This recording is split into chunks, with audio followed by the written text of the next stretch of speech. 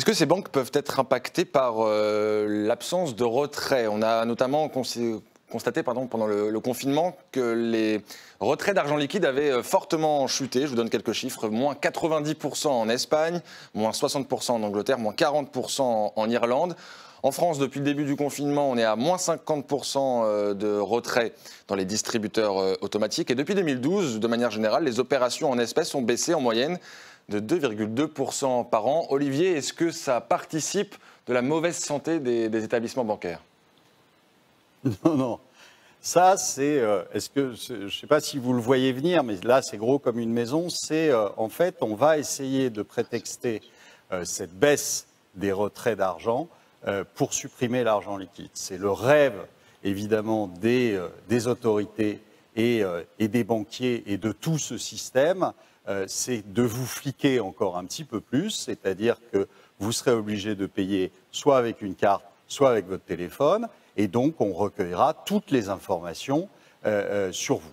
Et informations qu'évidemment, même si CNIL il y a, on s'empressera de revendre aux plus offrants. Donc, il ne faut pas se laisser avoir là-dessus. Il faut, au contraire, continuer à payer en liquide et à utiliser du liquide, parce que sinon, croyez-moi, vous serez en prison bien plus efficacement qu'avec un bracelet à la cheville.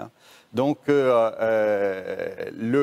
sur les banques, c'est pas parce que vous n'allez pas retirer quelques centaines d'euros au DAB d'à côté qu'elles vont mourir. C'est pas là-dessus le problème. Le problème, c'est que, je vous ai dit, il y a énormément encore d'effets de levier, il y a énormément de créances irrecouvables dans les banques de mauvaise qualité, et que ces banques-là sont amenées à un moment à avoir des pertes qui vont très largement dépasser leurs fonds propres, et que ce jour-là, vous utiliserez probablement la technique du bail-in, c'est-à-dire qu'on ira se servir sur les comptes pour sauver la banque. C'est un modèle assez extraordinaire, la banque. C'est-à-dire que jusqu'à maintenant, c'était privatisation des gains et mutualisation des pertes. Donc, en fait, c'est face je gagne, pile tu perds.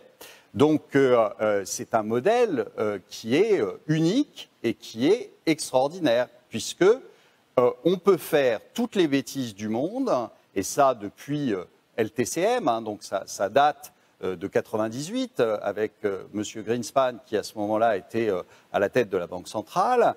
Et on a, à ce moment-là, la Banque centrale a décidé de garantir tout. Et maintenant, on a des banques qui font de la voltige, mais avec un filet en dessous. Donc ils savent qu'au pire, ils seront rattrapés.